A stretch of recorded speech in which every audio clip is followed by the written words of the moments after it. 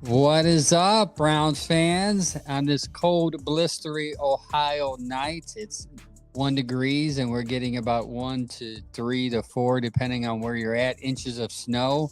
And Chad just sitting there in California, just enjoying the sunshine. I won't bring up the weather here because that's an annoying kind of a dick thing to do. Yeah, It's but not fair. today we're going to get into a couple of topics. First thing, the Browns offensive coordinator, they finally found one. Draft topics. The wild card is over. The wild card playoffs is over. They're moving on to the next round of the playoff talk we're going to get into. But first, for the last time this year, hopefully, we're going to talk about the good, the bad, and the ugly. This is the wild card weekend edition. All right, one more. Good, bad, and ugly. Who wants to go first? I'll go first. Why not? Okay, go. The good is to watch the Steelers get knocked out and not advance in the playoffs. For me, that's my good. Yeah, that's a good. You want to do bad or ugly, Chad? I'll take bad. Okay. So the bad is that the other NFC or AFC North team, the Ravens, advanced to another round of the playoffs and are going to play the three-peat hopeful Kansas City Chiefs. Did you say And hopefully? it puts one more playoff win under Lamar's belt, and that's kind of been one of the shortcomings for Lamar and the Ravens. So bad news for Browns fans is that they are moving on. And the ugly I get, unfortunately for me, I made a post about Baker yesterday, and it literally Time killed. out. I purposely picked bad just because I wanted to stick you with the. I know. ugly. So there's no one as polarizing as an athlete right now, other than Baker Mayfield right now in Cleveland, and it's insane because if you it's either good or bad. If you say something good, you're going to get hit with tons of hate. If you say something bad, you're going to get tons of hate. Even if you're neutral, you're still going to get tons of hate. So regardless of what you say, Baker, you're going to get hate. Either way, Baker loses to the rookie Jaden Daniels at home, and Baker Bros are upset, trying to find anything they can do to justify why he lost, even blaming it on his defense. Yeah, that's right. Blaming it on his defense when the defense is the one that fumbled the ball. No? Okay. I'm just double checking. I'm just trying to figure out how that works because I think the quarterback threw for less than 200 yards, right? Right? Yeah, I think that's what happened. Here, I'm gonna explain something. So I broke the internet again this year with one Baker post, and everybody went batshit crazy. Everybody said, "Enjoy your your what was it? What were they saying? Your Probably about our quarterback being a person that is not nice. Word. no, Oh, I forget the word they were using. But yeah, it's just talking about our franchise after Baker left, and people don't know what it was like to be a Cleveland fan and have Baker here. And then there was so many reckless speculation that went on when Baker left and Deshaun came in. It's just not good. We'll get into it later again. We're going to talk about it some more later. Well, hey, we're going into Wild Card Weekend next. We might as well just start with the Commanders and Buccaneers. yeah, Commanders and Buccaneers. Commanders win in the last second field goal by an old Browns kicker, Zane Gonzalez, doinking it in the goalpost to win. The worst made kick I've seen all year. Yes, winning 23-20. Actually, that was the best game of the wild card. I guess the ugly should have been the wild card weekend games, other than this one, because the rest of them were just straight up blowouts and ugly games. But yeah, Commanders win 23-20. Baker only put up 189 yards ish, 2 touchdowns, a fumble. He did what Baker does. He had good plays, he had bad plays, and ultimately in the moment that he needed to step up, he loses the ball. Yeah.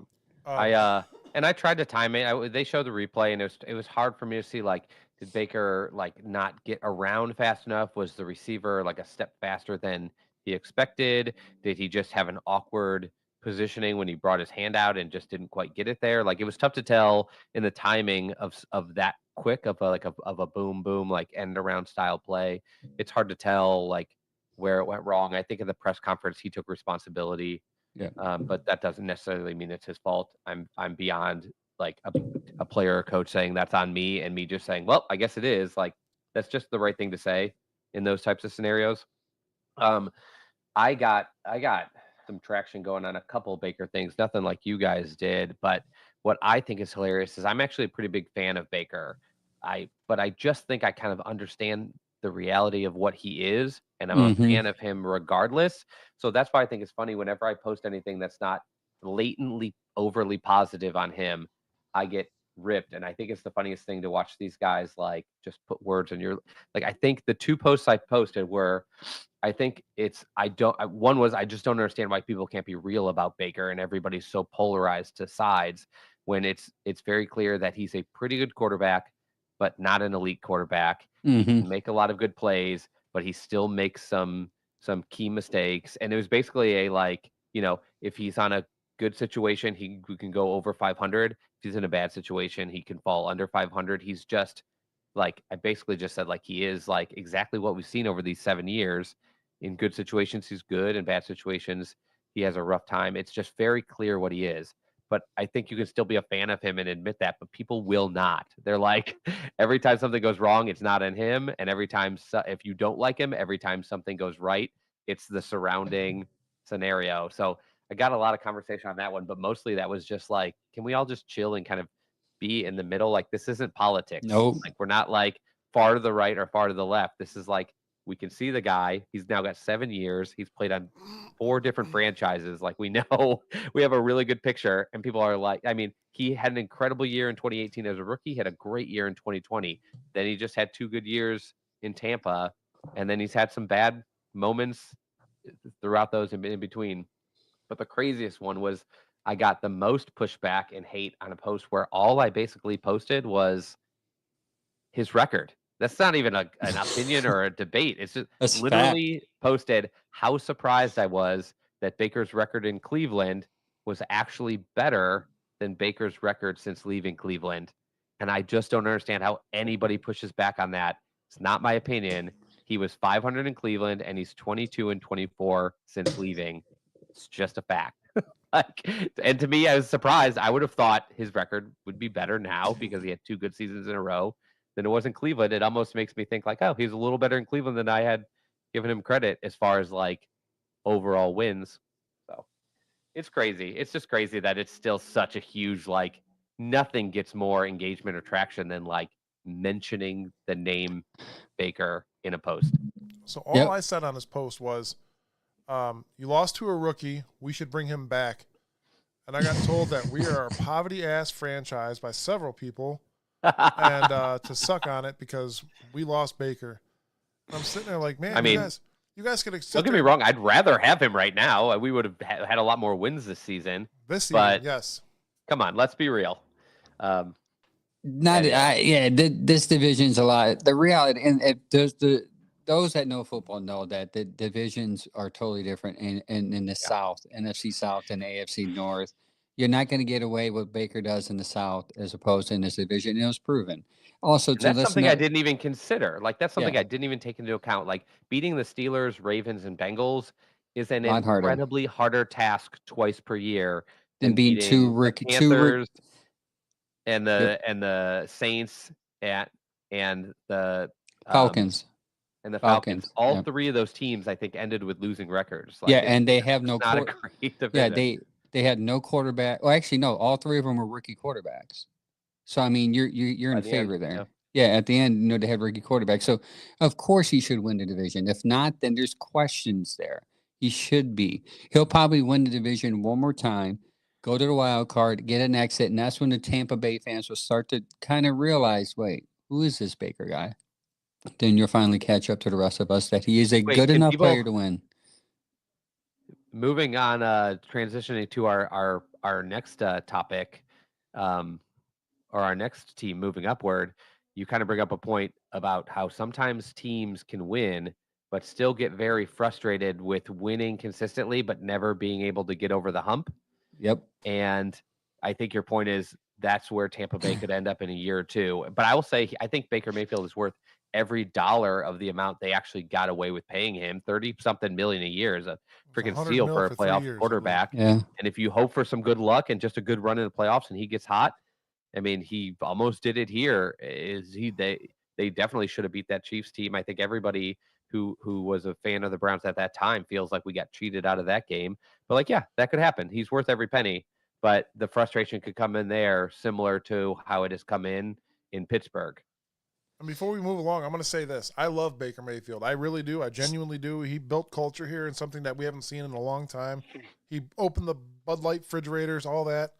It was fun to watch, just like Joe Flacco was last year. But the guy is a decent starting quarterback. He is not a Super Bowl winning quarterback. He never will be. And it's unfortunate to say that, but that's what we saw in him, and we ended it. He pulling out his. Ended it actually because he was the one that asked for the trade. Yeah. After the Deshaun Watson talk. That's the frustrating part. I've said a lot of times I would have forced the issue instead of like desperately swinging twice as hard towards Watson, which is what it felt like they did. They just swung for the fences as hard as they could, and they definitely lost. Knocked it way foul. But basically, like instead of like desperately doing that, I just would have taken a step back and tried to convince him, like, hey, let's get on the same page. You have to imagine, not to like rehash the past forever, but you have to imagine they were thinking, like, this guy's coming up to his 5th-year option. It's time to extend him. He's coming off of surgery. The market is going to be like $40 million for any first-round pick type starting quarterback. Similar to if you look at what like Trevor Lawrence got, they've got to be thinking like, that is the price we're going to be paying for Baker Mayfield. Is that the price we want to pay for him after what we've seen so far? And that also probably played into it. It wasn't probably just a split decision, but I do think him demanding a trade was what pushed them over the edge on like, okay, not that they weren't trying to get Watson, but what was making them willing to give so much more extra draft capital, a guaranteed contract, I think was that Baker Mayfield like demand for a trade so quickly. And I'll always be a little bit salty about that from him. But I do think he's kind of like matured and grown up out of that person. I don't think that would be something he would do today, but I do think he admitted that's kind of something he did then, and he didn't handle it well.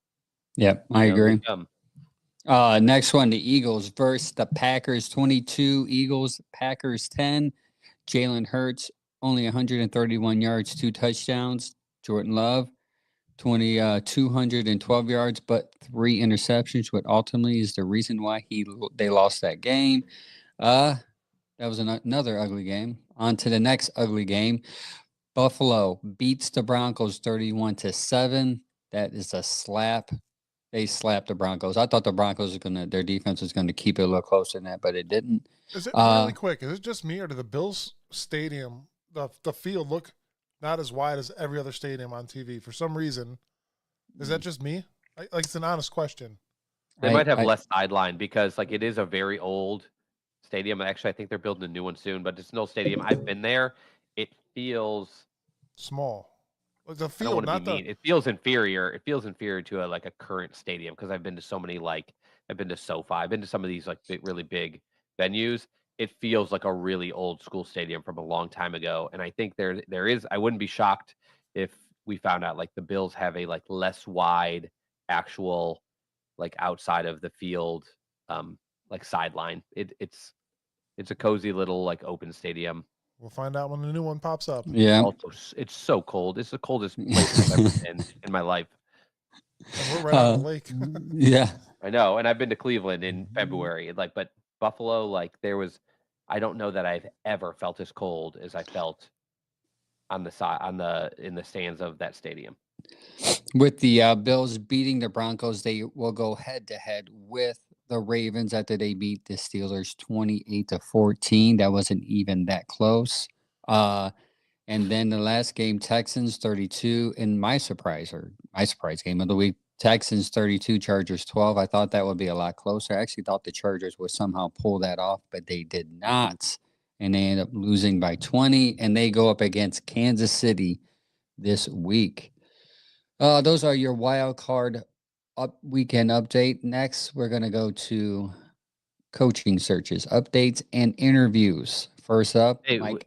we made this. Hold on, we made this outline too fast to point out the fact that there was another game on Monday night where the Minnesota Vikings, the Oh 14-win yes, Minnesota Vikings, yes. Oh got no, no, absolutely. you're right. I actually posted the Rams, the Eagles and Rams. Yeah, you go did down this to- earlier. Oh, The my Rams bad. absolutely plastered the Minnesota Vikings, and the Rams have 10 wins, and they've been to the Super Bowl with this quarterback and coach. It's not like they were a slouch, but they were the lower seed in Yikes. this game. And 10 wins is not 14 wins. 14-win teams are usually teams that are absolutely elite.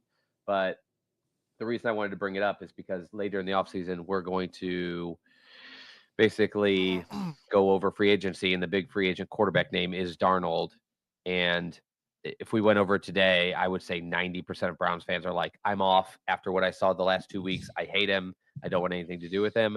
I'm wondering if as that cools off and things kind of settle, how it'll change. But I would say you asked me for my picks, and I would have picked the Ravens. I would have picked the Bills. I would have picked the Eagles. I would have picked the Commanders. Nope, can't do I it now. did I not asked see you for the your picks last Texans. week. Nope. Yeah, I didn't see. I did not see the Texans getting the best of the Chargers, I especially not agree. that dominant with the way they've been playing lately. Yep. And I absolutely did not see the Rams manhandling Didn't the either. Vikings. Like both of those I would hugely whiffed on. And I think I told Mike, like, I'm just picking like all the favorites. Like I think for almost Yeah. every game. I picked the I'm, like, Vikings picking and the Buccaneers higher to seed. win, and those are the two that I lost this week. The Vikings had a heck of a well-rounded Yeah. roster, and I think you can blame it on Darnold this game because he did have a bad game, but like as Yeah. a team, they did not look Good.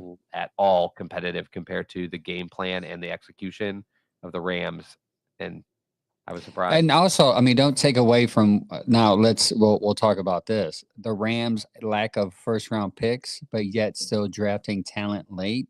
That defense is young, and that defense came out smacking that Minnesota Vikings offensive line in the face. Crazy Great how point. That's something. Right. That's something to like keep in mind. That I guess because we've all been kind of dreading, like we lost 3 years of first rounders. How do you recoup that? And you're right. You find Puka Nakua's in Yeah. whatever that was, the 4th or 5th round. You grab talent everywhere you can. You build smart free agency, and above all things, they've got a great coach we know, but also they have a quarterback who's kind of a top level quarterback, and that's how Legit. you recover. James Frank says, nope, that's a negative on Darnold. And I don't want to push that aside completely yet because there's reasons. You had 2 bad games. Yeah. Your last 2, unfortunately, the last one was a playoff game. I think at the end of the day, if we had to pick somebody off, say you got Darnold, Cousins, and maybe Jones. Derek Carr. Daniel Jones will probably be somebody people talk about. Yeah. I mean, honestly, if we're going to play this the way we want to play it now with my wife is overreacting over a book right now. Sorry, I just seen it out of the corner of my eye too. Never get your wife a Kindle for Christmas. Anyways, Oh my god, I did that last year, but I love it. It creates a ton of silence. that's all she does is read. Dude, there's a Silence. giant tripod next to the bed now where she could just lay there, and I got her the clicker where she could turn the page. So I walk in the bedroom, I just see her face glowing white. That's it. Like, it's just, Reading. anyways. Now I forgot what I was talking about. That's awesome. You were talking about Sam him. Darnold. You were talking about them Yeah. saying that that's a negative for Sam. And by the way, in case he's talking to me, like I'm not saying that's not a negative. I just think if you talk about it today, that's all that's going to be on your mind, and you're only going to think of that. But I want to talk about him later when you can kind of have a minute to absorb that, review his whole season, and kind of look at it that way. I do think if you're looking at a guy, he had 2 big games at the end of the season against 2 good teams, and his team got smoked in both of them. That's obviously going to be part of the puzzle. I mean, it's Yep. the Lions, and obviously you're coming into the playoff game, and one team just came tougher yesterday. A lot tougher, by the way. Not just they didn't come to play; they came to open hands smack them. That was a bad game. I fell asleep and woke up, and the score was 10-3. And my wife comes in the room, and she's putting clothes away and everything, and I'm like, "Whoa, what even happened?" Like, and then I stayed up and watched the rest of it for the most part, and I was like, "Wow, man, this is bad." Yeah, it went bad fast. Yeah, it was pretty bad. All right, on to some Brown stuff, eh?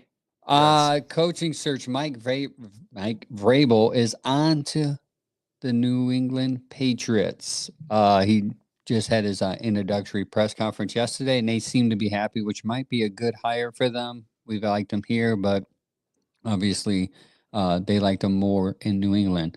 Catherine Hickman, for those that don't know, that is the assistant GM to Andrew Berry, and she is a woman. Which is pretty big in NFL news because she got an interview along with Glenn Cook, the Tennessee Titans, for their GM spots. I think I mentioned that. I was told they've gotten some other calls as well. I think the Catherine Hickman one is really kind of stands out because there has been one woman GM I found out in the league in the past in like the 80s. 83. Be only the second ever. Was it 83? That's 83. That's a long time ago.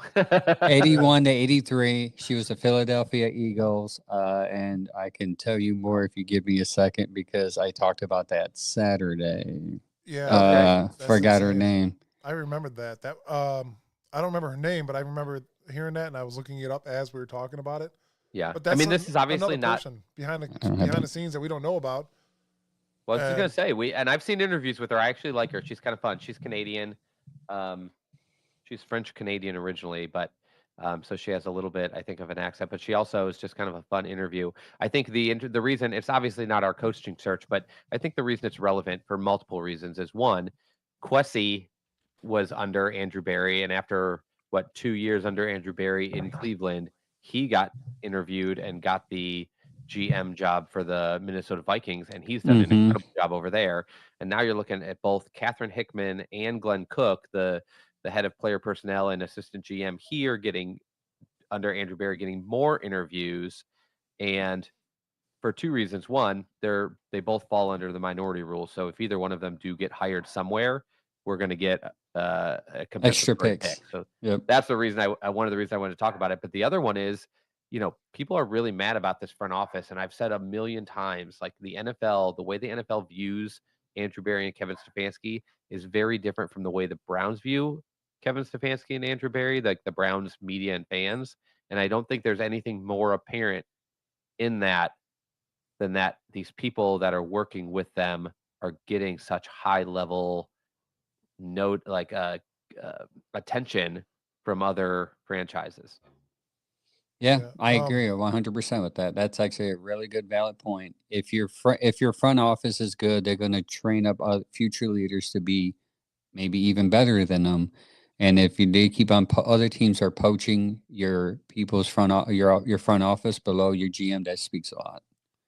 I do want to hit James Frank's comment real quick. He says, "How about that lineman we just picked up from the CFL, Canadian Football League, Ralph Holley?"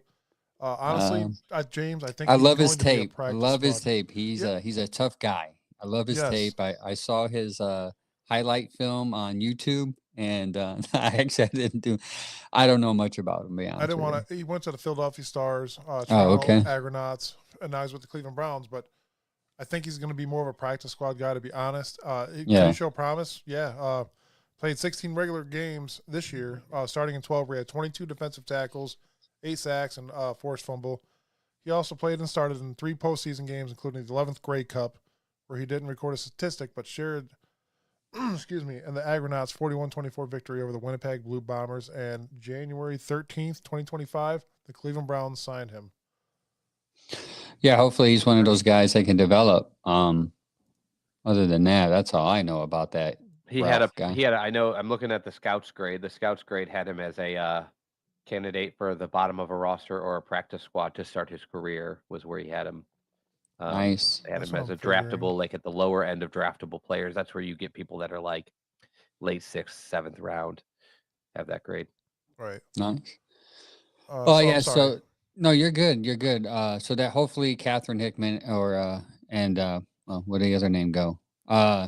Hopefully Glenn Cook. Hopefully they get picked up, because it not just because of the picks. That's selfish mindset for me, but just because. That's what I want. But for me, I think it would be cool to have another woman run the GM spot. I think that speaks value for the league as far as open opportunity for minorities. Not just of color, but of gender. On to the next topic. Browns hire Tommy Rees as their offensive coordinator. But first, let's get into the candidates they interviewed. First up, Darrell Bevel, quarterback coach, passing game coordinator of the Miami Dolphins. He's been offensive coordinator for 4 other teams, including the Vikings. Obviously, there was a tie with the Vikings to him and Kevin. Yeah, other than that, I actually thought maybe he would have been a dark horse, but he might have been, but I thought for sure when I saw that name, I thought, yeah, Kevin's making this list because that's the guy he's familiar with. Chad, you Charles. demolished my notes. I had it all written. Charles London, quarterback coach. Will Levis, Desmond Ritter. Yeah, not a great, not a great resume as far as a quarterback's coach, because I don't think either of those two people are impressive. Yeah. But those are the last 2 quarterbacks that he coached as a quarterback's coach. I was almost curious whether that was the type of guy they would interview, and just for a quarterback coach. Almost to see like, okay, if he's not somebody that we want to give this OC job to, is it somebody that we keep an eye on for? Because I know we don't love those 2 quarterbacks, but I don't think they came into the league with like the world's highest upside. But maybe it's like, okay, now we know that this guy has worked with brand new non-first round quarterbacks and gotten them ready for gameplay. So I guess that was more my thought. Yeah. Next one, Kevin Kroger, Chargers and Falcons tight end coach, also offensive quality control coach. And one that we talked about last week, Clinton Kubiak, former quarterback coach and pass game coordinator, Saints offensive coordinator. They did interview him last before making the final decision. So that speaks. Which telling, which I think that's a little bit telling, don't you think? Yeah. Yeah, 100%. I think I would like to be a fly on the wall as to what made them switch from what made them decide there between Kubiak and Reese. Maybe Reese is younger and they see more of a innovative thinker as opposed to Kubiak. I don't know. So that's one. That's like kind of almost the positive side of it. There's another one that I thought was pretty logical, and it might be the fact that Stefanski's been dealing with. So Stefanski has some overlap with Kubiak as well, because Clinton Kubiak, he was coaching at one point under Gary Kubiak, and he has some overlap with both the Kubiaks that are going to be, well, is it Clay? Clay already got hired as the OC for the 49ers, so he never even made the circuit. He was somebody you had on your list at a previous show, Angel, but the 49ers basically upgraded him to OC, and so he never even hit the market. But another thought I had is Kubiak runs the same Gary Kubiak offensive system as Kevin, and if Kevin is looking for somebody who can run that system, but can also give him like a different background, different wrinkle, I think that's one reason why you might go Tommy Rees. You might interview Clint Kubiak and come out of the room saying like, yeah, we think the exact same, and that's good for continuity, but also like we need new ideas. We might be drafting a rookie quarterback.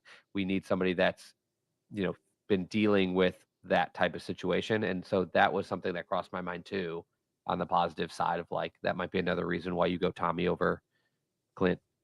Yeah. I just got told I need therapy over my Baker post. I'm going to go over James Frank says, so will we finally have a quarterback's coach? And I wouldn't mind bringing Will Levis in for a quarterback coaching job, if that's still an opportunity. We clearly need a quarterback's coach. I'm sure you guys both agree on that.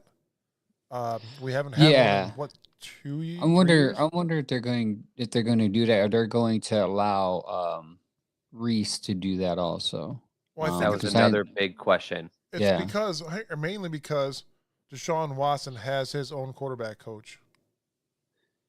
Yeah. So that was part. That is, I heard that a long time ago. That because Watson works with what's his name? I don't know. He's super annoying on Twitter, but I've watched a lot of his quarterback videos.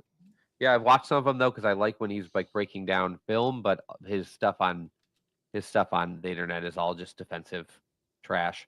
But I did think that was maybe part of the reason we didn't have a quarterbacks coach is because he's like, well, I have my own, and I don't want these different things. And they were basically bending over backwards for Deshaun when he first came in. But I also have to wonder if it's going to be more like the AVP offensive coordinator role, where if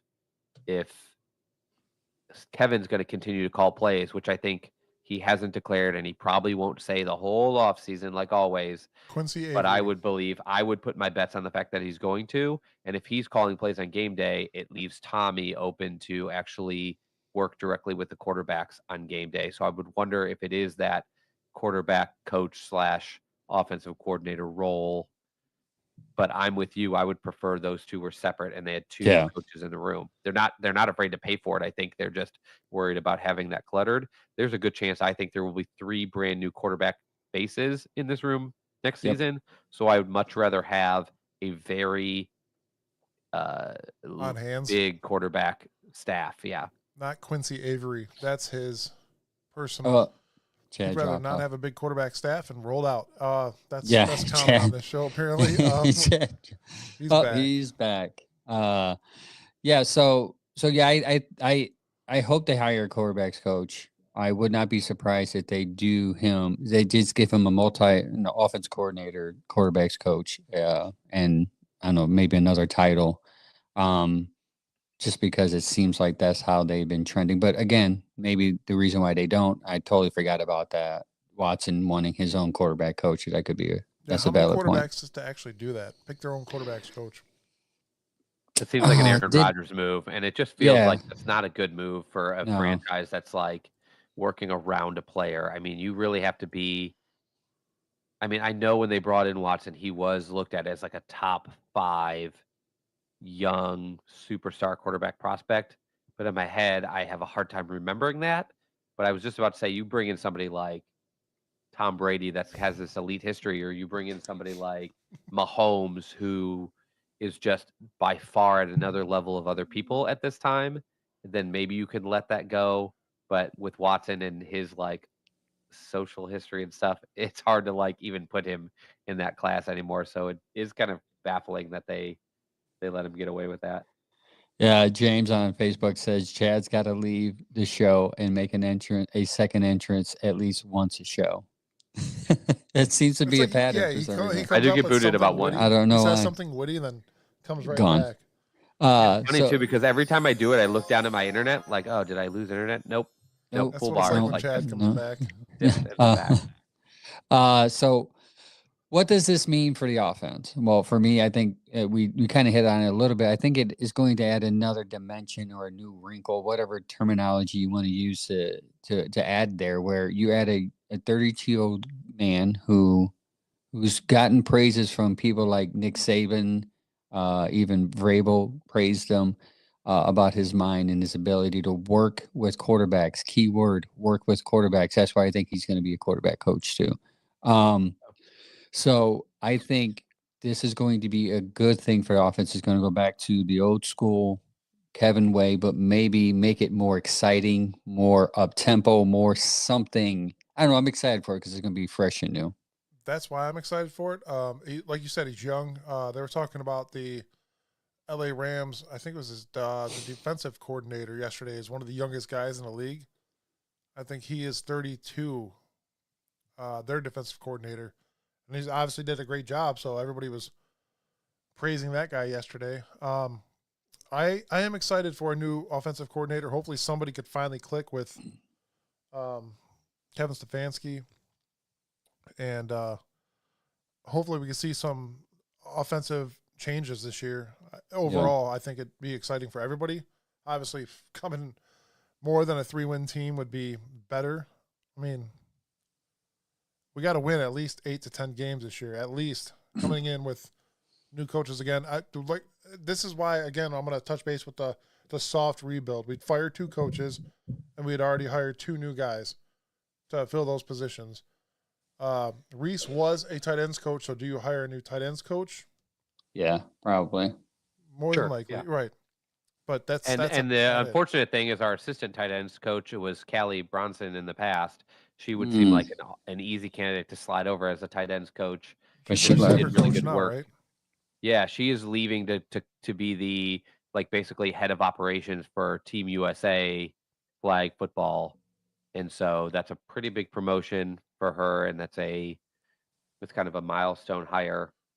So Yeah. she's gone, but I don't know. Kevin loves tight ends. He's very connected with a lot of tight ends coaches in the league. As you can see, we interviewed two people, I think, for the OC position that were previous tight ends coach.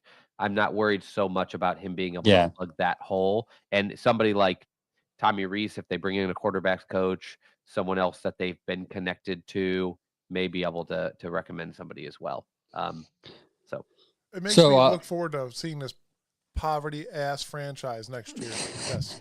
it's good. yeah, It might start off that way if they start a rookie quarterback. But and I would say so. I had put are we excited, nervous, yeah, disappointed? I'm disappointed that we're here. Kubiak left the building because I'd be lying if I was just like Tommy Reese was my guy all along. Like I had brought him up. I knew he was on the radar.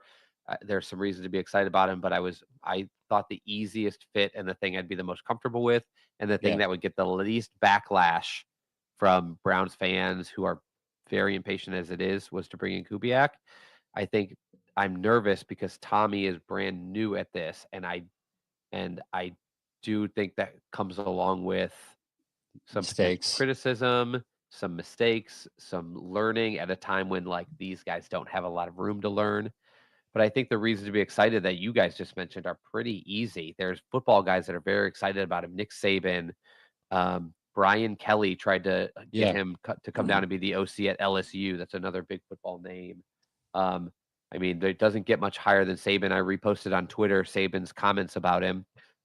Kevin Stefanski, who I think some of us hate and some of us respect as a coach, said in an interview shortly after they hired him as the tight ends coach that he's expecting him to be a future head coach someday at that point already. And that has been mirrored and echoed by Mike Vrabel, who I think even more Browns fans respect than Kevin Stefanski. And the big rumor was if Vrabel did land a head coaching job, that was going to be one of his first OC interviews. So I think the only Browns fans that are especially excited about Tommy Reese are the people that really like and respect Vrabel. And Yeah. just between all those names, if you don't see some reason to be excited, you're just a Debbie Downer. You have to be excited. But I get the And nervousness because I am nervous. It's new. We have no resume. Seeing what he did as an OC for Alabama or Notre Dame doesn't tell me much about what he's going to do in the NFL. Seeing him as a tight ends coach, that tells me nothing about him as an OC. But people have to remember that everybody that became an OC at one point was doing something else, and none yeah. of these guys move up the ladder. Every single guy that the Browns fans want hired is either a previous head coach or offensive coordinator that's been fired somewhere. They always just want that without ever recognizing. I saw posts online that were like, "Oh, you had a chance to hire a former OC or head coach, but instead you went with a guy that's only been a tight ends coach." All of those guys in your first examples were that before they moved up and became something else. You don't interview based on the resume, or people would just turn in their resume and get hired based on the best one. You interview, you talk to the coaches, you give them, make you lay out a plan. What would you do? What would you do with this guy? What would you do with that guy?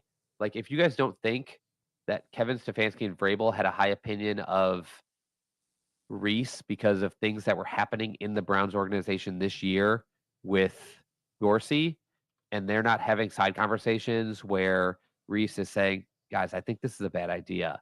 With Deshaun back there, we should be doing this instead. Or when we have Jameson there, we should be doing this." And then they do something totally different and it blows up. You think the coaches don't go, "Wow, Tommy was right about that." You think they know, you think they don't see that?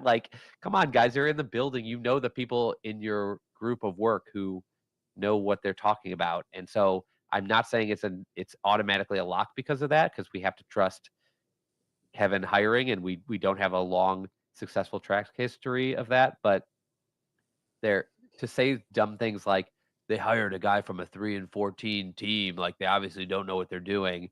Or maybe during the whole entire year he kept saying, "Guys, this is stupid. Why are we doing Yeah. this?" And they're like, "Wow, that guy was onto it the whole time." It kind of reminds me of that Hard Knocks episode with the Giants when the guy was like, "Yeah, we're gonna get." The GM was like, "We're gonna get rid of Barkley," and the guy's like, Are you sure you want to get rid of Barkley? I mean, he is pretty. He's kind of was like, are you sure? He's like the only guy in the room. It's a perfect example. Yeah, he was the only guy in the room to Smart speak guy. up about it, and then obviously he looks like he knows what he's talking about, right? And now people get fired, and at the end of the year, they look at him and they're like, "Wow, you were right about that." Like, yeah, give me some of Supposedly the that's what other. we did with Baker. Yeah, give me some more information. But yeah. I'm gonna, just real quick, I wanted to hit some Tommy Reese. Unless you guys have any more like opinions or comments, I just wanted to hit like the fact sheet of Tommy Reese's background so people know kind of where this dude has come from. Yeah, and I think a lot of it is football. I call it football ignorance, and not to be rude when I say that, but they just don't. They just like tight ends coach. Like the tight ends didn't. I saw someone post the tight ends didn't even do good this year. It's like, well, because they have a quarterback. I mean, you need a quarterback to throw to a tight end. You know. You don't get hired as the OC because tight ends did really good. You get hired as OC because you interview and they say, wow, you really have a good grasp on not only that, calling plays or designing an offense. Or you do not get hired at two big collegiate schools to be an offensive coordinator if you're not good. I mean, SEC. Yeah. Oh, yeah. Especially at his age. You got to put that especially in at his age. Like those SEC.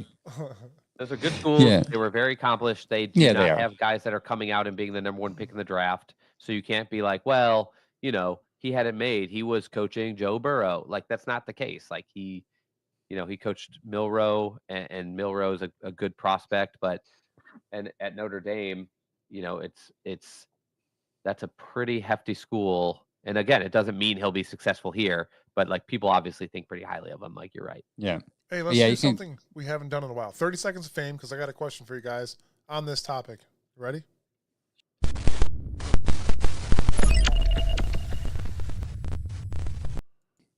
Okay, with Tommy Reese, with Tommy Reese becoming the offensive coordinator. Oh yeah, I did a skit. I played the thing before. Is that what you guys okay. All right, yeah. Yeah. Oh yeah. With Tommy Reese being the new offensive coordinator of the Cleveland Browns, do you think we will see Kevin Stefanski with a playbook in his hand this year, or will he not have one? I will say this, and this is going to be the next topic that we're going to bring up, so I'm not going to get too deep into it. Mike Bloomberg, Grin, when he was coaching at Rice, he was holding a Denny's menu. So I think there's something there to that. So my answer is yes. Kevin's going to be the Denny's menu will return on the sideline. Yeah, if you're betting and that's not the way that you're betting, like you haven't been keeping up with the Browns. It's not a guarantee. I think when you make this hire and to throw this out there, like I was being very positive about Clint Kubiak, but I did say like that was my favorite candidate. There's a chance he said like, I'm just not interested in taking this job if I'm not calling plays. I'm trying to do that. I'm trying to move myself forward. That's the negative side of it. But there's also a chance like I wouldn't count out if he thinks Tommy can do it, and maybe it's this year, maybe it's next year, maybe it's whenever. Like he gave it up once, and I think for a different reason, but I don't think he's locked to it forever. If you're not betting that he's going to do it to start this year with a new quarterback and a new OC, you're crazy. He's definitely planning on doing it. But I would like to see a collaborative effort between them both, because it's not easy. Obviously, we've seen it this year with Ken Dorsey and Stefanski clashing. That's what I'm going to call it. It was a giant clash. I think that clash works out. You've got a 32-year-old offensive coordinator and a 40-year-old head coach. Like there's plenty of time for either one of them to give up and or take play calling if they can make it work. I'll say this: if it doesn't work out, I think it will be bad. It would be worse for Kevin, because I think the organization knows that Reese is more desirable, and if he has made an impression on them to the point where they see him being more innovative than Kevin, they might just say, Kevin, you went 4-12, so we gave you a chance. You got to go. Now, I think that's too early to say next year, but I think if there's battling back and forth for positioning, which I don't think there will be. I think the reason why there was battling for position this year was because they're two different people trying to install two different. You heard the offensive lineman saying we're doing different things. Yeah. So I think you it's have the point where Kevin is in the locker room every day. The players are grumbling about the offense. Tommy Reese is in his ear going like, this offense sucks. Yeah, this offense Kevin, sucks, dude. Kevin gave a play call and just step away and be like, this playbook doesn't work. This is not the right format of Yep. an offense for our roster. But- Maybe he can make this work. And if he does, okay, happy to have that miracle come around. But at least if it I doesn't, agree. people aren't like, it's just the play calling. It's the offense. Yeah. But And yeah, he could give it up for a different reason. And that brings in Yeah. to the next speculation part. Honestly, so Kevin Stefanski, which I called that Ken Dorsey should be up in the booth. The next day it happened. Hmm. We did our show Tuesday. Next Wednesday it happened. Ken Dorsey was up in the booth. We lost to Deshaun Watson that week, and we went with Jameis Winston. That's the speculation right now. Is everybody's like, oh yeah, Kevin didn't want to coach Jameis. He didn't like Jameis. He's here to help Deshaun Watson become the greatest quarterback of all time. No, that's not the case. Hmm. You guys heard that, right? I mean, I'm sure. I'm sure I heard it. There's just so much crap that came out of this and year. that was why he. I just came thought out. he That's was one of washing. them. I mean, I think it's I think the most reasonable thing. I always try to look at the most reasonable thing. Like Yeah. you hear hooves, it's probably horses. The most reasonable scenario was the offense wasn't working. It wasn't working with Deshaun. He knew it wasn't going to work to the same degree or worse with Jameis. And Jameis had a couple good games, put up a lot of yards, but he was probably just thinking this offense doesn't work. And basically, I think all three of us believe he didn't really want to fire AVP or move on from his system or Yeah. do something further to support Deshaun, who was really the big letdown up to that point. And this was very much this was never my idea. I don't think it's working. I don't think I can make this work. Mm. This is kind of the forced marriage scenario. I'll let him again. If you're getting put in the kitchen with a cook that you completely disagree with, you're like, you know what? You take over the lead and you make this dish the way you want to do it, because I want to come out of the kitchen saying like, look, he made this dish. What do you think? And if you know it's going to stink, you don't want to come out and be like, I made this with his help. Like, Yeah. if it wasn't your dish and it's not how you wanted it, like you gave it up. And is that kind of like the best thing to do? It was the safest thing to do probably for his career. If it was people like Haslam, DePodesta, whoever it might have been, who said like, you have to make this change, it's easy to go in the offseason meeting afterwards and say, guys, come on. We were much better the way things were going. Let me have coaching hiring back. Let me do things my way. And that should look to all of us like that's what's happening. This hire and Clint Kubiak and some of the guys he brought in, those are his kind of guys. Like, Yeah. Dorsey was not his kind of guy. Dorsey was it seems like you need to hire somebody totally different from you to see if Deshaun Watson works or fails type of a pick. And I Right. think every day that passes, it seemed more obvious that's what it was. Also, I'll add maybe the fact that he gave up play calling when Jameis Winston came in is because he didn't want Winston as his backup. Maybe he said, "Well, Maybe. I'm not getting my Could be. starter. I'm not getting. I know my offense is not. I know this dude's just going to throw interceptions, anyways. So I mean, there's so many layers of speculation we can do. But either way, Yeah. I think this. I don't think we're going to have a problem with Reese because I think Reese is his guy and him. And this is not an oil and water thing. This is water and water coming together and trying to make a wave. On to the next topic.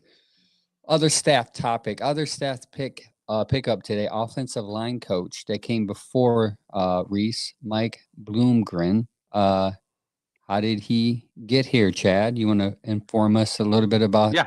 who Mike is? Let me run through the I'm notes. So Mike. basically, he was Oh, I'm sorry. he was basically a player and coach from a small college in Canton, Missouri. He transferred to FSU to finish his career. He seems very much like one of those guys who's like, okay, I'm not going pro in this. So if I want to stay in football, I need to start majoring in football. So he became a sports management major at Florida State and became the assistant linebackers coach there, and then went to graduate school at Alabama for like higher education, and which is a nice way to get yourself involved in college coaching. And he became a graduate assistant for Alabama.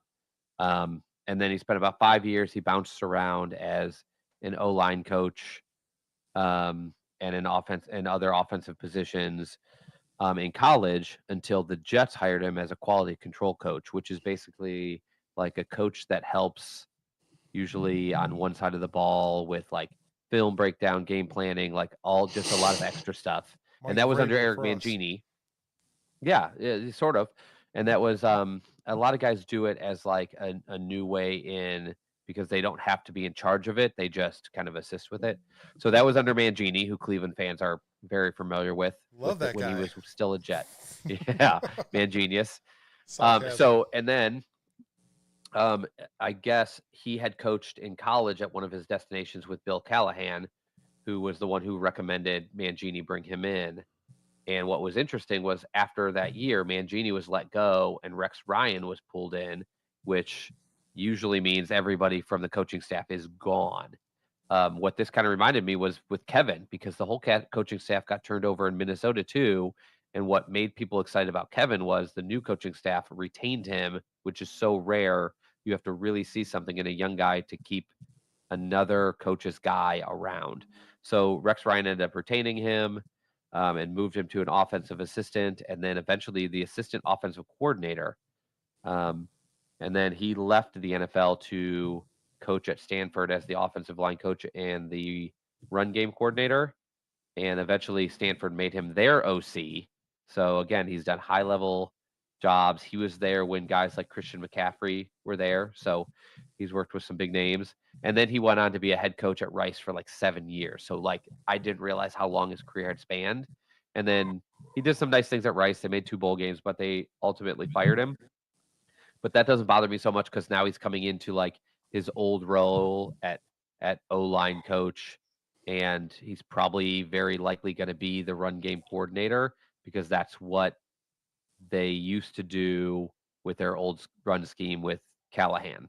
So it wouldn't be shocking if a guy who worked under Callahan and with Callahan for multiple years and learned from him and has done like run game coordinating and offensive coordinating before would be the O-line coach and run game coordinator. The end. And here he is.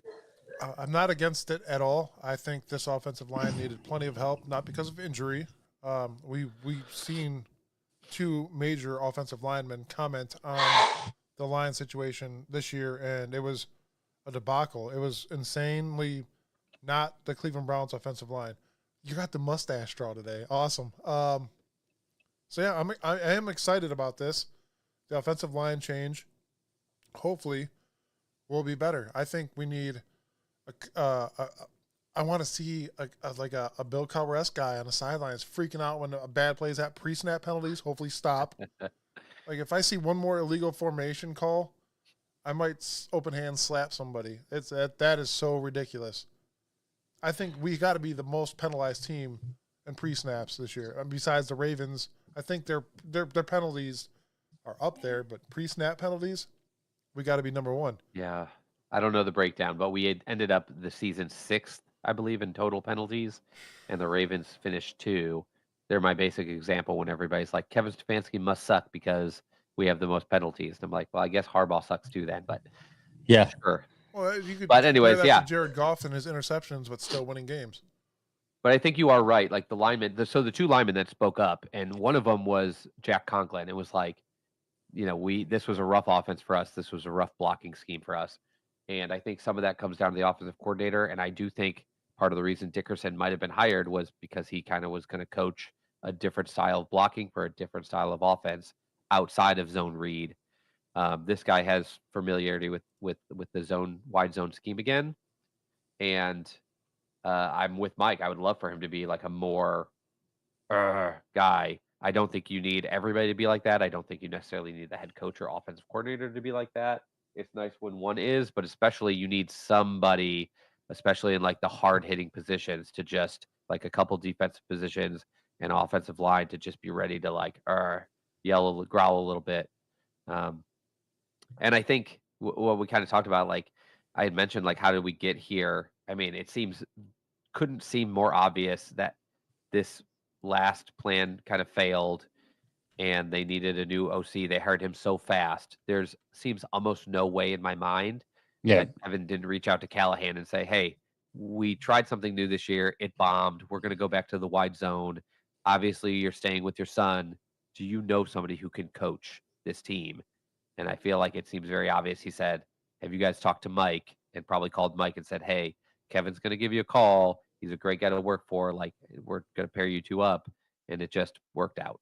Hey, I don't know. by the I way, mean, that's reckless speculation, but I don't know how you can see this situation and Yeah. not immediately see in your head like that's exactly what happened. did you guys hear from Jedrick Wills?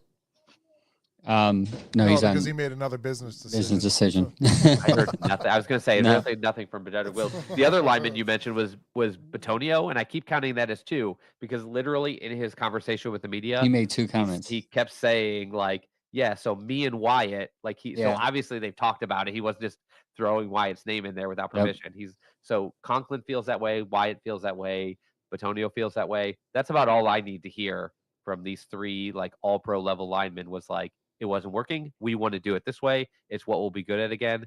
And now next year they just have to show up and do it. And you have every reason to be excited that this line coach will fit better with what they do best. One thing I'll say, and then we'll move on. I like his look, if I can say that. He looks like he's just gonna be like a cusser, screaming, spitting, saying, "Get in the mud, you son of a blah, blah, blah." You know, he looks like that type of guy. And he could probably not be that guy, but that's what he looked. That's what I envisioned. No, he does look kind of like it. Yeah, He does. We that's need what I that. envisioned We when need he was that. holding that Denny's menu when they made the announcement. I'm like, yeah, this guy's gonna get in some people. Jed Wills ain't gonna like this guy. By the if he comes way, back. You just brought up something. If you guys haven't seen the GIF of Tommy Reese up in the booth, Oh, I gotta see you need that. to look that up because if you're talking about a guy who's like gets amped up, there. I mean, this doesn't mean anything because who else gets like that? Like Dorsey used to get like that this year. Every time Dorsey got frustrated, he didn't look pissed. He just looked like he wanted to put his like hands in his face. Yeah. And like he was just more flustered and frustrated than like riled up. But there's some videos and some gifs of Tommy Reese like really like letting the team or quarterback have it. And I would tell anybody just like type in like Tommy Reese like sidelines or Tommy Reese gif and Tommy Reese booth, whatever. And there's some videos of him getting pretty riled up. See, that's what we need. It's honest. I mean, you seen Ken Dorsey this year. I wasn't excited with Ken Dorsey coming here in the beginning. After watching him fail at Buffalo miserably, I wasn't Horrible. excited about it. And I'm like, maybe he changed. I'll give him the benefit of the doubt. And it just turned into another. And then we watched the Dallas Cowboys game, and then we realized, nope, nothing changed. I was at that game. Yeah. James Frank says, "Do y'all think Batonio will give it another go?" I Joe- think Yep. I think he will, but also I would say I think what is currently happening is improving his odds to come back because I think they're showing him, hey, look, we're gonna go back to what you said you and Wyatt wants to do. And I go for all you Myles Garrett fans that are Totally agree. that Yep. think he's going to leave. I think Myles Garrett will be back. Obviously, there's a contract. He's going to be I don't the think he's gonna ask for a highest trade. paid. He's He's going to going to get paid. Well, listen, not only that, he's going to be back because not one, he loves his team, but he's hoping for the change and he wants to witness that this year. That's why I think he's speaking up because there needed to be change, and he made it happen. And definitely he's going to come back because they're going to get Abdul Carter, and he's if I got 14 sacks with nobody there, I'm going to reckless get speculation 23. For real. I'm going to get 23, 24 sacks when I get help on my side. We're gonna go. So here's what's crazy too, because I love Abdul Carter, but we are gonna go back and forth on this whether if Oh, yeah, whether it 100%. should be Carter Yep. or Graham for a while because I have them so neck and neck, but I'm just I agree. so I would not be happy. I would not be mad Harsh if it's with Graham. Graham. I wouldn't me even. neither. I wouldn't be mad if it was But Abdul listen, Carter. I after just that- feel like that last both of them Abdul are so Carter equal game- for me. I agree. I agree. After watching that last game with Abdul Carter, why not, man? Sign it up. Send it. Yeah. I will just tell any fan because I totally agree. I mean, even I have said a million times, like, don't go off one game. Don't get excited about the last thing you saw. No, it's not. It was hard to watch him play in that Notre And not Dame get game and not be excited. like, he's there every play. He's constantly there. I don't care if he's undersized. He is behind that offensive line constantly. But I would also tell people go back and watch Graham and actually don't go watch He's- him in the Ohio State game. But Yeah, go 'cause you'll back be watch mad. him maybe in the Alabama game so that you don't upset yourself. Every other game. Same kind of thing. Like when you start He's seeing good, these guys man. make plays, those two guys are defensive game changers. And I I'm agree. telling you, That's, man. that's And, how. and I love cornerbacks. I love safeties, but these guys are just wreckers up front. Yeah, Wreckers, it goes yep. to show that one man could be a wrecking ball on offense or defense. It does. I mean, there is no I in team. We all know that. We all know the old saying, defense wins championships, and we watched that yesterday. But those two guys, I don't care which one, Michigan or not, feel free to come to Cleveland, man. Tear Things it are up. happening. Man, we have these high hopes every single year. It's the But- draft. It's the draft vibe, man. Once the draft comes and you get a first round pick, you're like, man, we're about to win the Super Bowl, man. Man, I don't think I could deal with both of you guys until the draft. That's no. All right, on to the next. Kevin and Barry are puppets, and it has the word Mike next to it. So I'm assuming Mike has something to Mike's quote. say. I guess Like, I'm the tell big, us why. I guess I'm the big conspiracy theorist of the show. Go So, ahead. is Kevin and Barry puppets run by Haslam? Is the question, and in a way, yes.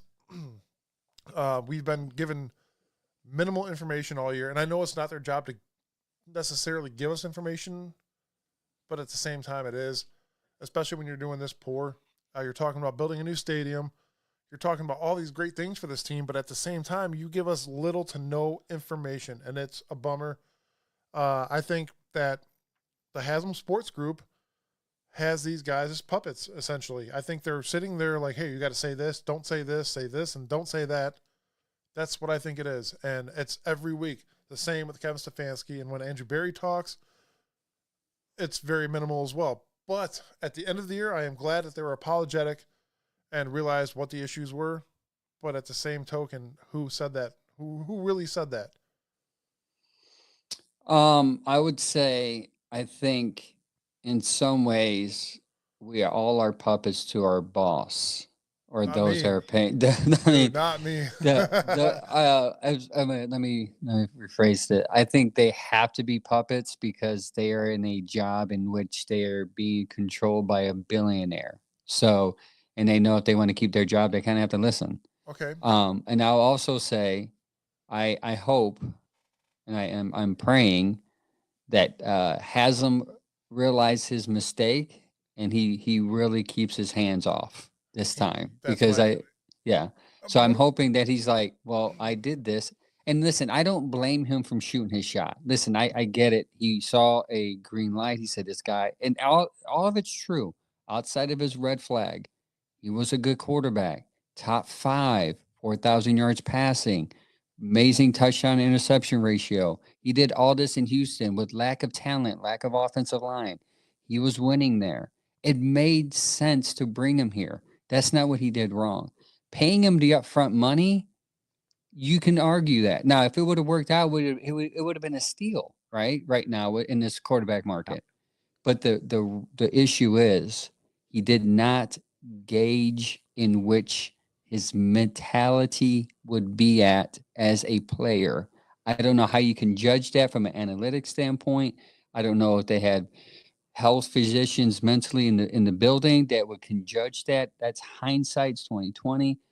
I don't blame him for trying to shoot his shot to get a quarterback because that's the only thing he felt this team was missing. But what you can say is he took the shot at the wrong quarterback with so Who- many red Who flags. took the shot? Haslam. I was gonna say. I mean, he's the one that signed the check. I'm not going to go to my boss and say, hey, I want to buy this, and him say no, and then me forge the check. I'll get in trouble. He signed the check, so obviously somebody came up with the idea. Hey, he's available, and then someone says, oh, we can't get him. Well, what do I have to do to get him? Well, we have to pay him 100, 200 something million Yeah. guaranteed. Do it. I want him. There's So- only 3 realistic scenarios to me Yeah. in this situation. It's either Paul DePodesta led this charge, which I don't believe from just a pure like we need Deshaun Watson standpoint, and we'll find out how that plays out. Or everybody was exactly on the same page and all thought equally about like this is a worthwhile risk, and that's why nobody's fired. Or a very likely one is what you just said. Haslam led the charge, and that's why nobody's fired because he's like, "Oops, my bad." Like, Yeah, he's like, he's not gonna get fired. I'm But paying for it. Doesn't matter. It's a good excuse for why Barry and Kevin have a job. If he was the one that was like, "Hey, I pushed you guys into that. It didn't turn out. Like, you guys are safe. He was able to announce like in November that at their owners meeting that they Yeah. were keeping their jobs. So yeah, it makes sense that like he might have been pulling the strings on that one. So I get the puppet analogy for that. I guess I would just push back on the fact that aside from like 2 or 3 elite head coaches that have earned like this huge push, and or a couple of head Yeah. coaches that work for an owner or president of like the corporation that doesn't want to be involved in anything, almost every coach and GM Yeah. fall under somebody. So like right now, everybody loves John Dorsey. Well, he got put as whatever the vice president of football operations in Lions. So now people are answering to him if things go wrong. Like, you know, but I wouldn't say like the coaches under him are his puppets because he's in charge and he makes the final call. I guess that's my pushback because I see it a lot, and it seems like such a degree like they have like they don't get to do anything. It's like all Haslam, but on the day-to-day I don't think Haslam's making draft picks. I don't think DePodesta's making Yeah. draft picks. I don't think they're making play calls. We do know like Haslam used to do that kind of stuff. He would have the GM call down to the sidelines and say, "Hey, I want this I player want in." Johnny He Manziel and he was overstepping all the time. I don't think he's doing that anymore. He still has a lot of work and to we like take and a we breath. and we don't know what happened in the room. So maybe is Mike. What I envision is saying, "Hey, we're in the market. We're in the bid to get Watson. Oh man, we're out of the bid. Well, what happened? Well, Atlanta offered him more." And maybe everybody in the room is like, "Hey, man, this is a risky deal." Has some like, we don't want to go above that analytically. We shouldn't be doing this because most of our cap space can be held up in the quarterback. We still have all this young talent we need to pay for. But he probably was like, "Shh, I'm in charge. I'm signing the check." So it might have been one of those things, you know. So that's why I'm saying like we can't. That's why I put the blame on him personally. Analytically and logistically, I don't think the Browns will ever sign another Ever. guaranteed contract of that dollar amount. Ever again. Yeah. Hopefully. It's crazy, and I know analytics are a huge part of this, but like the part of this that they got wrong is nothing analytical. It's that they made a bad judgment on a guy's like psychology and mental toughness going from like hero to villain, and they also like did not consider the predictability of his injuries. It could because he's done for 2 reasons. He's been injured way too much, and the injuries have mounted to a point where he may not ever be able to play football again. And he also did not handle. You can call it rust all you want, and it probably was for the first 3 or 4 games, but he did not handle and focus through all of the noise around him and all the hate around him. And that's something that the Browns need to take a lesson from as, you know, if this guy is going to have flags socially or emotionally or whatever it might be, like they have to take that very seriously. And they've consistently not. Yeah. So. Gregory, thanks for joining us, man. I think, honestly, to sit here and see Deshaun Watson go through what he did mentally and physically now, it's a burden on this team. It's a burden on the locker room. You got this guy that's getting paid all this huge contract, which is now not – it's a typical thing to see a quarterback getting paid this much.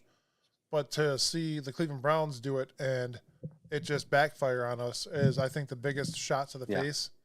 And we all know that as Browns fans. It's, I think, the most despicable thing we'll ever see in all of NFL, honestly. Yes, you take that dive and you see that Deshaun Watson is an elite quarterback. At first, I was like, I'll never forget where I was at when it happened. I was at Ridge Road in Brook Park at the Speedway, and I told a Cleveland cop that we just signed Deshaun Watson. And he's like, "Oh, no." And I'm like, "Oh, no." Like, I was like, "Oh, man, is this like and I did a bunch of research. There never has a guy that talented been signed to a team and had such a mixed response. Mixed. Yeah, it was mixed. And that was day one. Some people were like, "Wow, he's so good." Some people were like, "Oh." And I'll never forget on the radio they're talking about Deshaun Watson has denied Cleveland. He's not coming to Cleveland. We're talking about where he's going because it was a big thing. And then, boom, Breaking that's when news. Haslam rolls out the check. Yes, Yeah, exactly. yeah, it was a desperation move, and Yep. it kind of stinks because I feel like they're in a little bit of a desperate situation now, and being in a kind of a desperate quarterback situation is what leads you to making a mistake. Baker Yep. Mayfield saying, like, if you're looking at other quarterbacks, I'm out of here, trade me, kind of pushed them into. I mean, they were probably a bit desperate before that, but it pushed them to the brink of like desperate on the clock. Like, oh no, we have to do this now, and it was a disaster.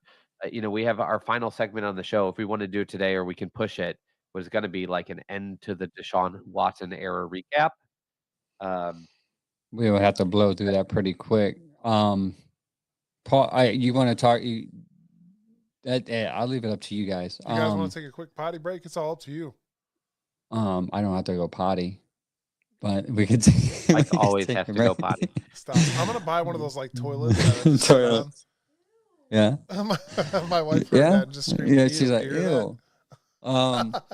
So yeah, they'll take a break. We'll go into Paul D. Badessa, and I think that will promote our next show, and then we can get into. Yeah, to there's quite a Deshaun. bit here to talk about, and Yeah, we have to blow Yeah, through I'm it. Up thinking real quick. I think we it'd can be great. skip. But why don't we consider though skipping on to like the final Cleveland sports stuff and then the Yeah. promo for the next show, and then because the next show kind of fits with the Deshaun Watson topic too, and then we don't have to blow through it so fast because even though it's like we want the Deshaun Watson to be era to be over and we don't want to talk about it anymore, I also think like This if is a we good. don't cover it fully, then we'll like feel like Regret. we didn't really close the book. Or we'll go back to it next week, and then we're like, it doesn't make sense. So yeah, I think we should hold it till next week. I agree. Okay. We'll do it with the Um, guardrail show. So basically, the show we want to do next week is basically a recap of the Browns organization, how they're run. It's kind of easy to do now that they've hired their coaches and their coaching search is essentially over, minus like some assistants. But the reason it came up is because we've been talking a lot about how Paul DePodesta is coming to a close. Like his contract ends in February. There's been no talk of a extension. He's still technically here with the Browns, but like not. And there's no renewal reported. So we kind of wanted to talk about what he has brought to the organization on the positive and negative side. What can we explain was even his role here? What were the things that we know that he was involved in, and what things are we still wondering about? And then the one thing we know he presented was the guardrails, which is basically just a one-page outline of how a successful sports organization was run. So he wasn't brought in to just his analytical background was basically, I want you to look at successful sports organizations like you did in baseball and find out what are the good organizations doing and lay out what they're doing so we know after 20 years of complete lack of success what we could start pivoting towards. And when you look at them, a lot of them are really smart, a lot of them make sense, a lot of them they've stuck to, a lot of them they have not stuck to. And if you really review them and you realize what they've stuck to and what they haven't stuck to and how wrong things have gone when they've pivoted from them, it almost makes you think, well, they're a great idea. You just have to actually follow them. So I thought that would be worth doing a show for us. And one of the biggest pivots, in my opinion, depending on which side of the page you're looking at, is the Deshaun Watson deal. mhm. And so it Yeah. So that's why, yeah, I it re- think saving the Deshaun Watson, because you can Okay. go through the timeline of terror and then get into all that for next week for sure. okay. Um, All right, because Mike. it, So I we're mean, moving the Deshaun Watson timeline to next week. So all we have Well, left is some Cleveland sports news, Mike- and then yeah, Mike did a lot of good work here. So yeah, I don't want to just blow through it because I no, know me neither. That's I- why I I said know it's too good us. to just shoot through. Especially the picks. The picks is going to be 20 minutes itself because you can sit there and be angry about all these picks I gave Okay. up for this poor man. So let So me give, yeah. before we move on to sports news, let me give one more shot of we didn't hit the I want to hit the Tommy Reese background the same way as we hit the Mike Bloomgren background, because I think a lot of fans really, because he's been around so little, really know where he's from. We kind of talked about all the guys that like him, all the positive talk about him, but I just wanted to give fans that might be still watching an idea of like where he came from and how he worked his way up so fast. Dude, in our the two football biggest world. YouTube guys just joined. Gregory and Guru. They're here. What's up, gentlemen? Perfect. He said he's off work just in time for the end. So let me talk to this Tommy Reese background. And then Angel and Mike, you can close us off with like the final sports news of the week. So we talked a bit about Tommy Reese. Kevin's thoughts on him early about how he believes he's going to be a head coach, how Vrabel wanted to hire him or at least interview him as an OC, how Saban and Brian Kelly absolutely have glowing reports on him. But what made me think of going into his actual background is hearing people say, like, how can you possibly have a tight ends coach be your OC? Or especially from the Browns who work so differently with offensive coordinator that they often end up being like the de facto quarterbacks coach. And so I maybe realize a lot of people don't realize this for everybody out there. So Tommy Reese was a football player. He played for Notre Dame. He was a quarterback for Notre Dame for 4 years. He started for them for 2. So I just wanted to open with that because I heard people being like, oh, so we're going to take a tight ends coach and we're going to try to have him work with the offense and the quarterbacks. And it's like, guys, he was a quarterback. You have to realize everybody that works, just like we said, Mike Bloomgren started as a linebackers coach. That now he's going to work with the offensive line. Like these guys, they coach and they learn football. They don't just learn one position and never know anything about football again. Quarterbacks can coach tight ends can coach quarterbacks somewhere down the line. So keep an open mind to that. So after he finished playing for Notre Dame, he became a graduate assistant for Northwestern and then immediately jumped into the NFL, which I thought was kind of a surprise. In 2016, he was the offensive assistant for the Chargers, similar job title that Mike Bloomgren had, the new O-line coach. And then after working with the Chargers, he got pulled over to Notre Dame and became the Notre Dame quarterback coach in 2017, 18, and 19. Then he got promoted to Notre Dame's offensive coordinator, which we talked about, pretty big position, 2021 and 22. And then finally, uh, before joining the Browns in 2023, Nick Saban stole him and he became the offensive coordinator for Alabama, working with Jalen Milroe. So there's a connection there. There's going to be a lot of chatter regarding Jalen Milroe to the Browns because of this. I don't think that connection necessarily means Milroe's coming here or has even a better chance to come here. What it does mean to me is you have somebody in the building that very, very closely understands Jalen Milroe and what he is capable of and can tell the scouts and Andrew Berry from his experience, is this guy going to be a starting star NFL quarterback or does this guy have issues? So that's a nice piece to the puzzle. And then the last thing and probably the most irrelevant thing as far as coaching on his resume is being the Browns tight ends coach. He was also the passing game specialist. And don't forget, we had some receivers really step up in the passing game and get utilized very differently this year, including Moore, especially when we didn't have Deshaun Watson as quarterback. Jerry Jeudy obviously thrived in this passing game. He set records for the Browns. And then Cedric Tillman, prior to that head injury, also did very well. So I just think it's worth understanding Tommy Reese's background for the sheer idea of people were making comments like he wouldn't know anything about offensive coaching or quarterback coaching when like the guy played quarterback himself and was a quarterback coach and was an offensive coordinator. So, Browns fans are quick react. They want to say things like, you got hired from a 3-14 team, you must not be very good at your job, or you coach tight ends, how can you know this other stuff?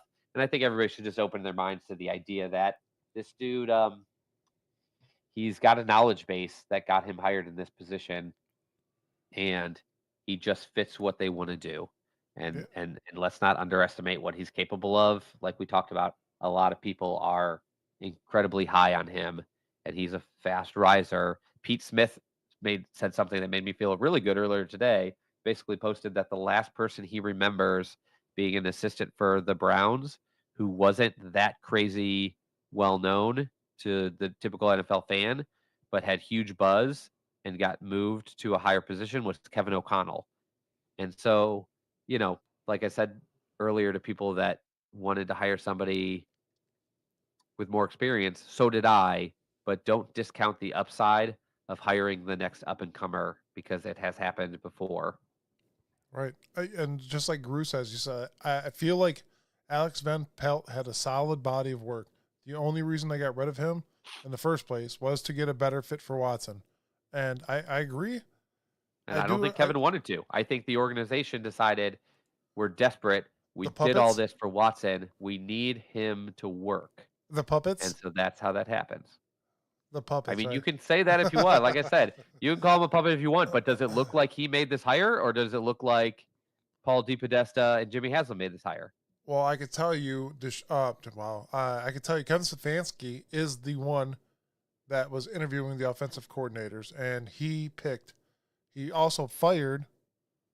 So that's where you gotta figure it out. That's my point. That's why I don't like that we call them puppets, because I get like they don't make all the final decisions. But in this case, Kevin's obviously driving the bus now. So like I don't want to label him as like, oh, he's just a puppet for Haslam. When right now it looks like maybe Haslam tried to pull some strings, it didn't work, and now Kevin's essentially like, hey, what are we doing here? Am I running the show or not? Now, yes, I agree. Now, I think Haslam is finally realizing, like, man, maybe I need to take a step back, let these guys do their thing, because this year was a complete shit show, and let Stefanski, let Barry do his work, because now this year is Barry's time to shine. We said this numerous times before. This is his time to shine. You and I had talked about being in a draft. You usually should come away from a draft with 3 positive picks at least. You want at least like 1 star and two starters out of every draft. I think that's what a good draft looks like. I agree. Depending on where you pick. I mean, if you pick 29th, you're not going to come out with the same stars. You know, this is a Dorsey conversation I had with a bunch of people this week. They're like, oh, Dorsey came out with Denzel Ward and Baker Mayfield in 1 draft. And I'm like, well, he also picked 1st and 4th. Like, you're not going to get that if you pick 23rd. You have guys like Greg Newsome on the board.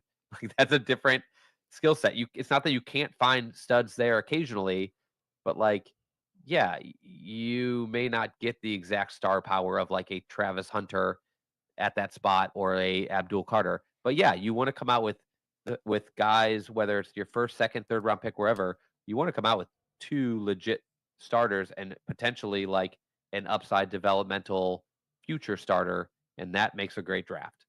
And I know you, opinion. Angel, and myself have built a couple mock drafts already. After the college series is done, the college playoffs are done, and we're through the wild card week. In what terms would you say that the Browns have to pick up a position player, and what position would that be? Most importantly, I mean, I don't think this team goes anywhere without a quarterback. I just don't know if you're picking that or if you've already done a draft analysis to say, not sure we're taking one of these top 2 to 3 guys, and you shoot for free agency for that reason. But I don't think you can just say, hey, Jimmy, can we have another pass? We didn't really find the quarterback we like. Can we just have our jobs next year? So I would say that is the one position that like you absolutely have to get somebody in, and it doesn't have to be Shedeur Sanders, and he doesn't have to turn into a star. It can be a bridge quarterback, but then you better have your sights on a future guy. But that would be the obvious most important thing that they can't go into next season without. But there's others like I would not feel comfortable that with them walking in with 2 often injured tackles. I think an offensive tackle is something that either in the draft or free agency they should pull. And I think they need another defensive like playmaker is the best way I can call it. I don't care what position. I don't care if he's a safety. I don't care if he's a defensive lineman. I don't care if he's coming off the edge or linebacker, but they need somebody else on defense, especially with the unknown of JOK, who can make a play. Everything else they can piece together and make what they have work.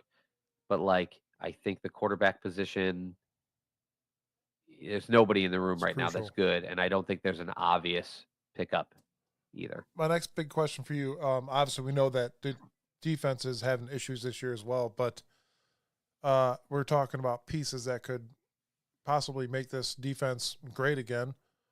what position do you think would be most crucial? And I'm going to tell you mine first. Okay. Would be somebody on the opposite of Miles, so he quits getting double teamed, Yeah. and you can create more pressure. I think that's huge. We all know that. Yeah. The only reason this is what we kind of talked about earlier with Abdul Carter. Like, if you can get a guy like that and have them be able to move around, that's massive. The only thing I'm a little hesitant of is they've done a good job in the past of bringing in older guys like Tech McKinley, Clowney, Zadarius Smith, and now free agents. aside from that, they have Alex Wright, who's going to come off an injury, but while he was out there, very young and looked like he was really getting it. And they have Isaiah McGuire, who ended with one of the highest like PFF scores for edge rusher and which was we an did not incredible think was run going to stopper. happen. Yeah, he ended up, and his score was so high. I mean, he did not make a huge impact in the backfield, but he was like one of the absolute top run stoppers and playing the right side. So between those two, I don't think I'd be desperate to go in with that, but I do appreciate that if you have a talent like Abdul Carter and you think like, yeah, these other guys are good, but this guy's a star. That's the reason I picked defense. I would love to come in with a Mike Hall was hurt a little too much and has some obvious Issues. flags that make you think you shouldn't count on him. You hope he comes around, but you shouldn't count on him. But mine would be defensive line. Like, I love Graham. Getting a guy in the defensive line that can make an impact on every play is such a rare thing. And if you can get your hands on one, you can have a defense that just stands out from the rest. And putting that with Miles, where like Miles can come around the edge and you have some stout players to cover the other side, but the quarterback can't step up in the pocket because you have a game wrecker straight up the middle. To me, that's devastating for an offensive game plan. And so that's where I would go. So let's move to offensive line. Obviously, we know we need a left tackle. DeJuan Jones could play that position. We watched it, and he did pretty damn well. I say we could probably find, if we're going to draft a left tackle, I think we could find him in a later round. Somebody that could be that diamond in the rough for a left tackle position. It is very well needed. We know this. But, I mean, what do? You got Jack Conklin on the right. Jedrick Wills, I don't think he'll return this year. I hope he doesn't return. I doubt it. He'd have to be almost free. Right. I mean, the guy couldn't get on the field at all this year, and he spiraled from like a good starter for 2 years to absolute like unusable player for the final James 2 years. Says Emory Jones Jr. Yeah, I've heard that name a little bit. I don't know exactly how that's going to play out, but there are some tackles in this class, by the way, both right and left. And I think both of them are worth looking into if they fall to you, because the left tackle spot, like I said, I just think Jones is a better idea to swing tackle right now because he's going to be coming off another injury. And it's tough to just count on him, period. And then also Conklin's been injured a lot. So if you can get one on either side, I think, and you think he's a starter level player, I think it's worth a look. I agree. There's certain positions on the offensive line that could be substituted. You could bring in a left guard to play left tackle, as long as that's their dominant side. I think I wouldn't see it being an issue. We watched our offensive line get switched up so many times, and we figured out that some people play in better positions than they do their original, planned position. I mean, you know what I mean? You can bring in a left guard and play him at left tackle. It's almost the same. You're one spot over. My biggest thing with the left tackle position, and I'll say it a million times, dude. I'll say it every show. I don't care, Chad. All of our quarterbacks have been right-handed guys. You have to block that blind side. That is the most important to me. In my opinion, blocking our quarterback's blind side is huge. He doesn't know what's coming. Again, if you have that scrambling quarterback, what are you going to do at the end of the day? The line is there to protect a pocket. Yes, the problem is you only have so many. This is essentially the reason why people are like, trading back's a good option, because maybe you could move back to 6 and you grab next year's first rounder or whatever it might be. That's why some people are on board with that, because they're thinking, well, we need a left tackle, we need a defensive lineman, we need a quarterback, you can't get all those, and they can't all be stars if you're not picking them in the first round. And so that's where people start to get that idea. It's I too don't. many parts to fill. For me, the reality is most teams have some of those needs. So to me, it's more about like finding the way to get that need at the highest level you can in the draft, pretty much. I honestly don't think essentially we do not need another offensive lineman. I think somebody good on the opposite of Miles would help to get more pass rushes. I mean, instead of double and triple teaming Miles, you're gonna have to worry about a guy on the left and the right now. That's the only thing with that I think we should maybe try to find somebody. I know they're gonna go quick because a lot of people are looking for edge rushers. That's sure. that's definitely a huge part of Yeah, this. we'll have a big free agency show basically going over every position that we could use depth or an upgrade at. And yeah, we'll go over each of those positions and look over not only some people they've brought into the past, but who are some of the top people that can get brought in going forward. They've always been pretty active in free agency and the trade market. So And as of right now, we got 29 free agents on the Cleveland Browns, so that is something else to look forward to, seeing how those are going to get played out. And obviously, you and I have talked. There's probably a handful of them that we'll bring back, if not a couple more, maybe. Maybe that's a big maybe. And it's again, it's not up to us. At the end of the day, it's up to Andrew Berry. Yep. And the puppets. all right, it's Yes, closeout that is our time. show. I'm gonna give a quick shout out to Beard Gains. If you guys need any beard care at all, check out Beard Gains. They're there for all your beard needs. Yeah, Beard oil. I still have yet to get my waxes. order, but I finally have enough down here to Shampoo. start Yes, I mean, dude, I locking used down it some today product.